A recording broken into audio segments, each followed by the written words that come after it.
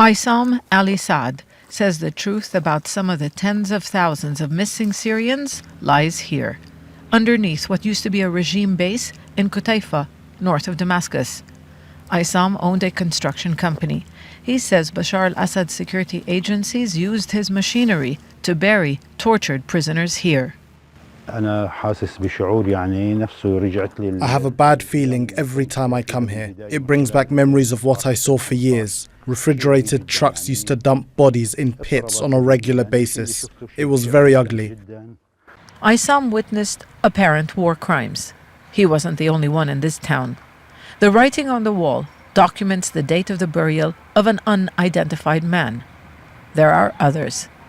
And in this corner of the town cemetery, others were buried. But there are no tombstones, no names. Their stories only to be told by the graveyard's keeper, who can only say for sure that they were not from the town and were likely involved in opposition protests at the start of the uprising. The regime buried around 100 people here. They buried them in batches. I prayed over their bodies. They were innocent civilians. They were our Syrian brothers. Qutayfah was a regime stronghold. Its outskirts were a closed military zone that residents were not allowed to access. For years, families waited for news about their loved ones who disappeared in regime prisons. Arbitrary and unlawful arrests were part of the regime's strategy to silence dissent. Now Syrians need to find those who are still missing. Rights groups say there are at least 100,000 unaccounted for. The refrigerated trucks used to come at least twice a week. They used to use employees of government institutions and diggers to dig graves. Not one of us could say a word at the time. Answers may lay beneath the ground. People here are calling for experts to start digging. Mass graves have already been unearthed in other regime-controlled areas, evidence of a long-suspected pattern of organized state violence. Zainab Khuder, Al Jazeera, Qutayfah, Damascus countryside. Nelma Jelicic is the Director of External Relations at the Commission for International Justice and Accountability and joins us now live from London. Good to have you with us on the programme, Ms Jelicic. Can I just begin with trials for alleged crimes depend on credible, untainted evidence. Much of what we are seeing are detailed files, but in some cases, those locations are being ransacked by desperate families looking for their missing loved ones. It's a real problem, isn't it, when you can't secure this evidence?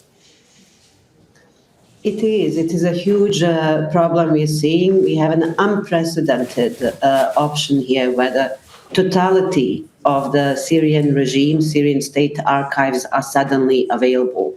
This has not happened since Nazi Germany fell and the Allied forces came in and secured those archives.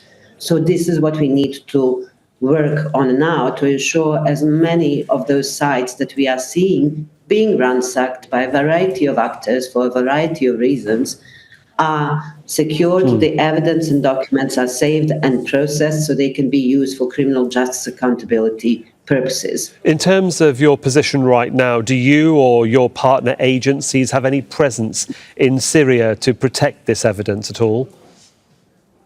CIJA has presence in some parts of Syria, so we are already securing some areas where evidence is available to us, and that is a good start. We do not currently have the resources to cover the totality of the country, but we are working on it and we hope to be able to access more of the sites. Currently, we are counting more than 200 sites where some of the crucial evidence and documents only of the security intelligence agencies are kept, and all of these need to be accessed and preserved. Indeed. I mean, how do you as an organisation begin any investigation? Is it sort of in the same vein as those investigators that were looking at the crimes committed in Bosnia during the breakup and the civil war in Yugoslavia in the early 1990s? Precisely. Many of us here in CIJA have worked through the Yugoslav Tribunal, Rwanda Tribunal, ICC, and our focus has always been on this particular type of evidence, the links between the crimes we see reported by the media, by activists and human rights organizations, as well as the United Nations. This has never been a secret in Syria. We have known all this time, since 2011, what these people have been subjected to. But the focus of Syria was precisely to bridge that gap and show with the documents that are produced by the perpetrating party, in this case the regime, how they planned to systematically quash the peaceful uprising, first of all, and then kill their people in the war that followed. And that was already secured with the evidence we found up until the fall of Assad. We already have over 1 million documents that have allowed us to start cases in Europe prosecuting his henchmen and the militias and officers. But now, of course, as I said, we have an opportunity to get so much more, and there needs to be a cohesive approach to securing everything that has become available. There are so many people in Syria that have evidence, most probably, that they want to present or give to the appropriate authorities. But how can Syrians, perhaps in the future, approach accountability when many were never born in a society that was free and fair, but was actually born in a society that was scared and compliant?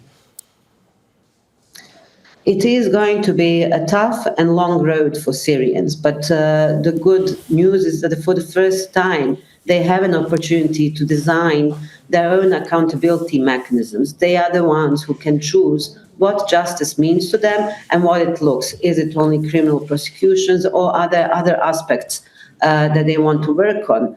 The good news also is that over these 14 years, there's a tremendous amount of Syrian civil society activists and experts that have grown out of those efforts. Even with Syria, we have over 45 Syrian investigators that have been sacrificing themselves day and night to secure those documents. And all of these people have a lot to contribute as the society starts understanding and starts the dialogue about what kind of a justice system they want. And hopefully it is the one that the international community can and will support. Yeah, still very early days. It's been good speaking to you, Nerma Jelicic. Thank you so much for joining us from London. Thank you. Thank you.